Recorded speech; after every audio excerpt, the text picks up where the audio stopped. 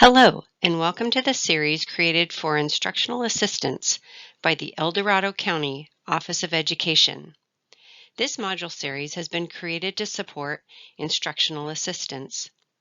This particular module covers the roles and responsibilities of instructional assistants.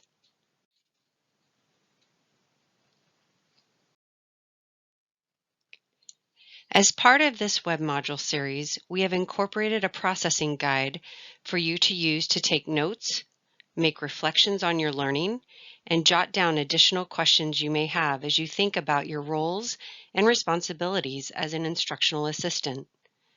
To access the processing guide, please take a moment to access our Padlet, which we will show you on the next slide. A Padlet is an online filing cabinet that provides access to resources. This Padlet will be updated as appropriate. Please take a moment to pause the module and access the Padlet in order to download the processing guide prior to continuing with this training. As we go through the slides, feel free to pause the slideshow as appropriate to give yourself time to take notes and jot down your questions and reflections. As a visual reminder, you will see the icon in the bottom left corner of a slide that refers to a Padlet opportunity.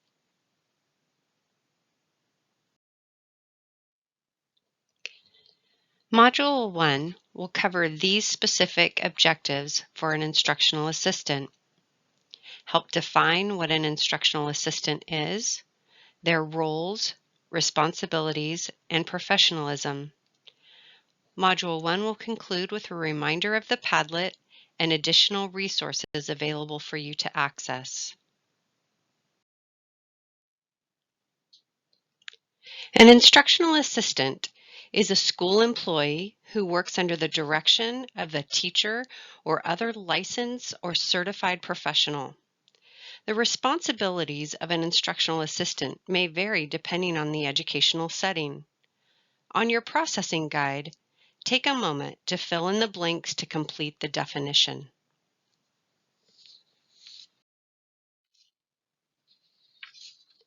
No matter what your job title is, your duties will be similar. In El Dorado County, the title we use is instructional assistant. However, in the districts within our county, there are various terms that might be used. Here are a few of the terms. Take a look at these and then complete the processing guide for this particular slide.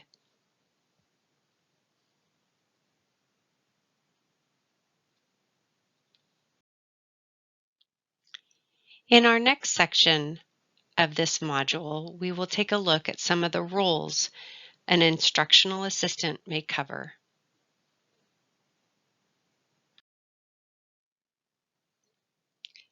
As an instructional assistant, you are under the direction of a supervising teacher. An instructional assistant does just that, assists with items such as supervision of the classroom, playground, and community activities of students with disabilities, which may include field trips. You may present instructional materials under the teacher's direction to individual students or small groups. This can include supporting reading groups or assisting students in language arts or math instruction. Provide support as outlined in student individual educational programs or IEPs, such as implementing a behavior plan, a health safety plan, accommodation, modifications, or even goals and objectives. These topics will be discussed further in other modules as part of this series. Performing routine clerical duties such as data collection, filing, and/or even making photocopies of work assignments. In your processing guide, write down a role you might perform as an instructional assistant. Next, we will review some of the responsibilities of an instructional assistant. Just as the role of an instructional assistant may vary, so might the responsibilities, which can include but are not limited to duties such as monitor student progress academically and behaviorally by taking data, communicating with the classroom teacher, assisting the classroom teacher in performing their job duties, ensure student safety during work hours and across environments such as the playground or at pickup and drop-off, convey information to classroom teachers such as data, assignments, and participation levels, maintain a positive learning environment for students using positive words, demeanor, and a positive regard for all students and staff, support and model communication skills, self-control, and cooperation, assist with student hygiene, feeding and handling of biohazard waste, and learn how to use technology to support student learning. You may also present, adapt instructional materials in order to meet the individual needs of students or small groups in conjunction with the teacher's plan to monitor student progress. Assist with clerical duties, as we previously mentioned, such as typing, copying, filing, recording attendance. Supervise students during the school day, both inside and outside of the classroom. This may include emergency drills or even field trips. Assist students in and out of vehicles at drop-off and pickup times. Support in maintaining a clean learning environment across all settings. Implement behavior intervention plans. Facilitate independence by not hovering or doing things for a student when they can do it themselves. It may take a while for a student to complete a task, but as an IA, it is important to allow the student the opportunity to complete tasks independently. Finally, as an instructional assistant, you will need to maintain students' confidentiality. In your processing guide, write down 2 responsibilities you believe you will have in your current position. Next, we will take a look at professionalism as it relates to the educational settings of individuals, what the law states, and how to effectively communicate with others.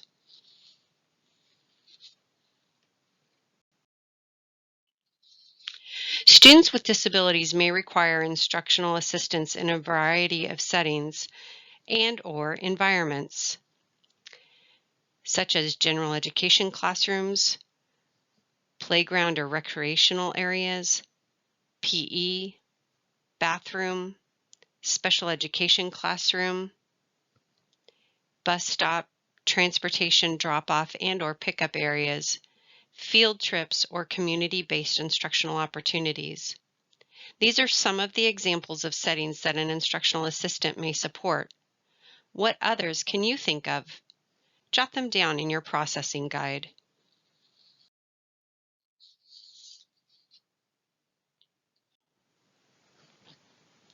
Here are some personnel that an instructional assistant may support and need to collaborate with across various school settings, such as the principal, administrator, or office staff, teachers such as the PE teacher, general education teacher, music, special education teachers, service providers such as the occupational therapist or OT, speech and language therapist or behavior specialist, parents, grandparents, foster parents or caregivers, other students, yard duty supervisors or recreational staff, and bus drivers.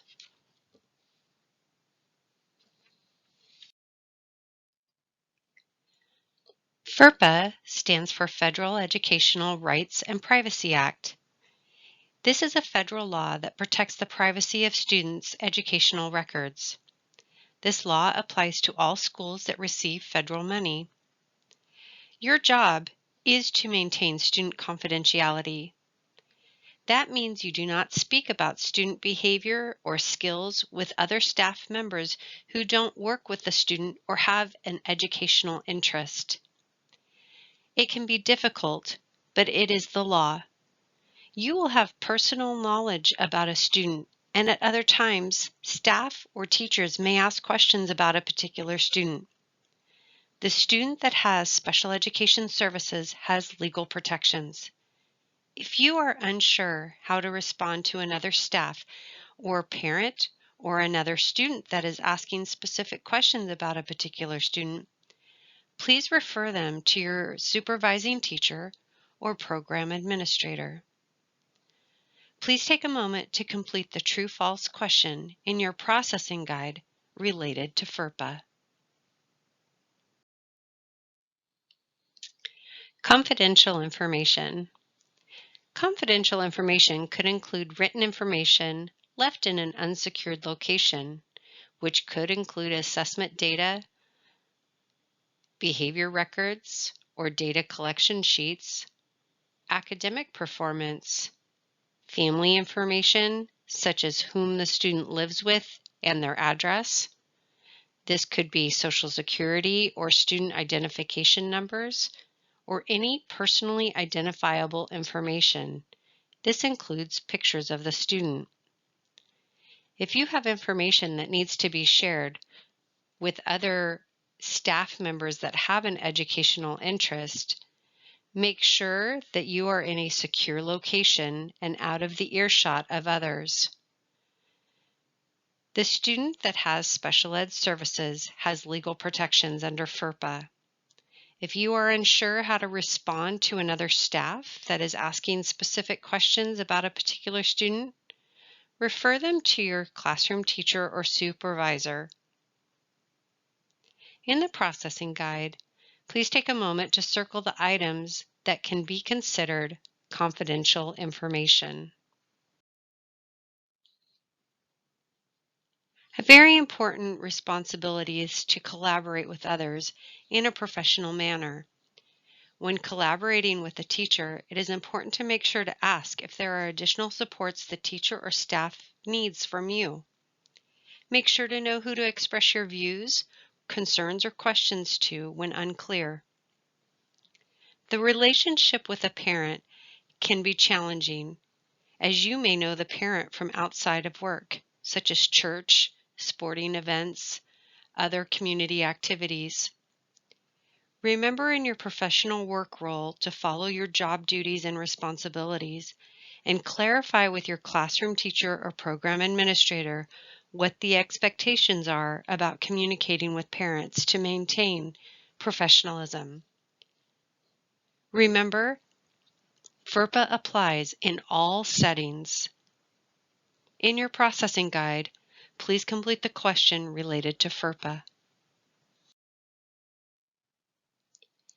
This slide relates to an article found on the Padlet regarding effective communication strategies.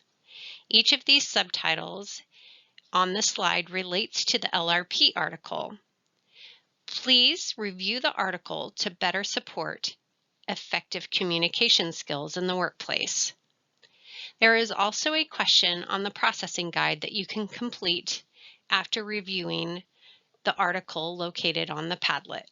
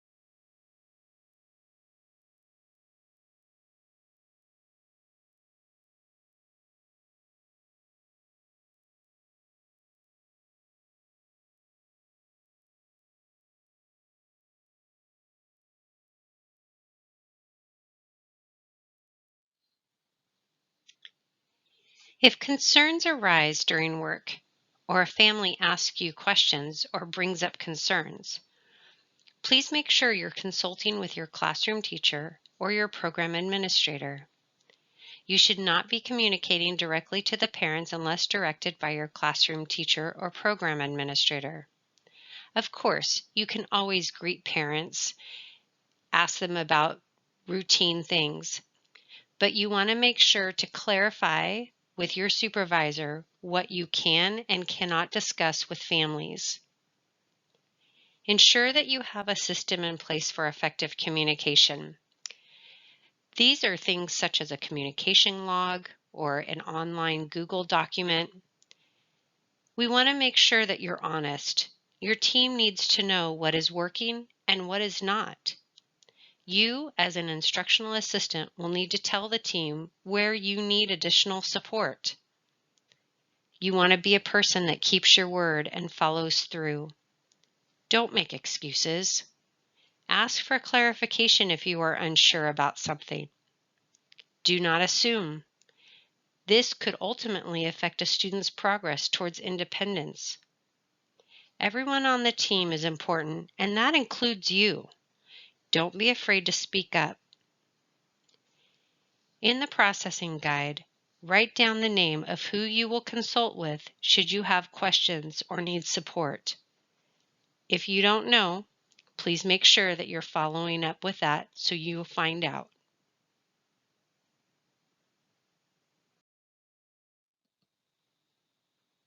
Strategies for effective communication. The quote on the right side is a quote from Stephen Covey, and I believe it holds a lot of truth.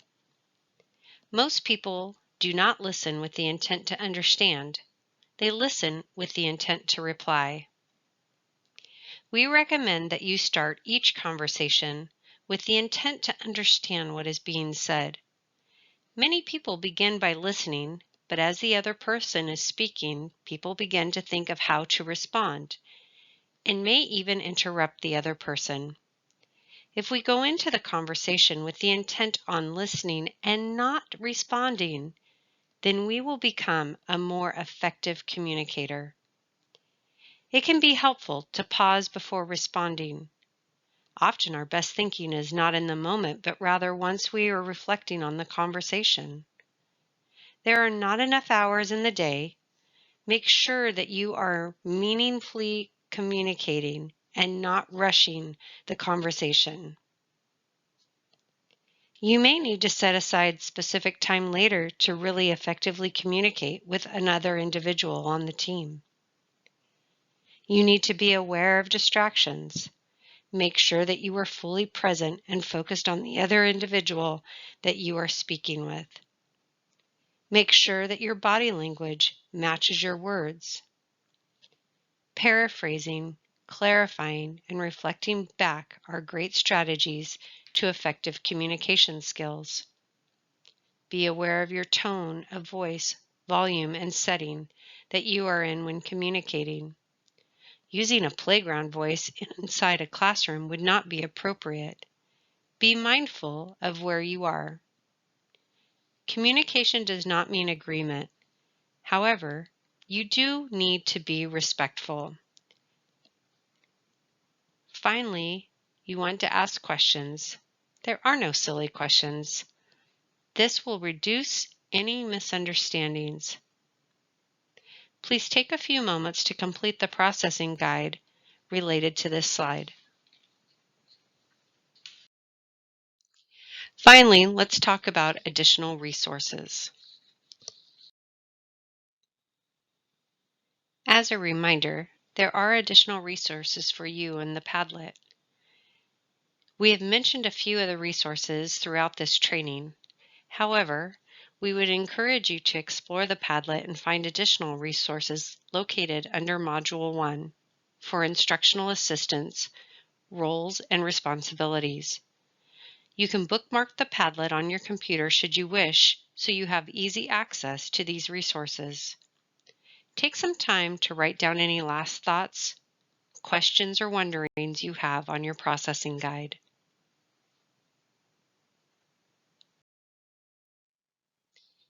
This concludes Module 1. We appreciate the time you have spent exploring the roles and responsibilities of an instructional assistant.